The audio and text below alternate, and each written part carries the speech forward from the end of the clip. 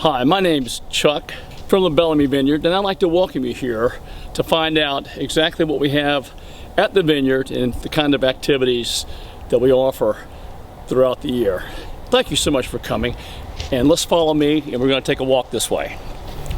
These are camellias. They're japonicas. They're in the camellia family. They bloom in the wintertime, and they will bloom all the way through January and through most of February. Beautiful, brilliant colors. They have no aroma, but they're very beautiful. And they still attract the insect activity, so we get bees will come around for the pollen and whatnot. Okay. On your right is the Carolina Bay. This is a small little elliptical depression in the earth that collects water. They're protected by our environmental regulations. It's a nice way to treat the waste without involving a lot of chemicals and toxins and whatnot. They do it naturally. We're standing under a symbol of the South. It's our live oaks. If you go to Brook Green Gardens, you'll see a wonderful collection of many of the live oaks that are in the area. That's a beautiful venue for folks to visit too, with all the flora that they have there. The Bellamy Vineyard was at one time, through inheritances and the subdivisions, through other family members, we're down to the core of 40 acres that Vicki has left.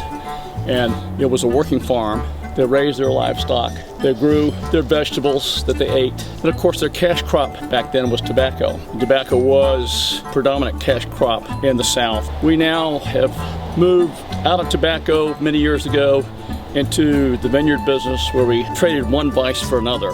We went from tobacco for cigarettes to grapes for wine. And over here is the tobacco barn.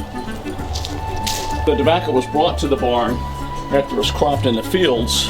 The big, beautiful green leaves, tobacco leaves, were tied upside down by string on the stake. And when the stake was full, it was hung into the rafters of the tobacco barn. And when the barn was full, they closed up all of the openings and turned on the flues, the heaters, and about 12 to 14 days later, they had dried tobacco.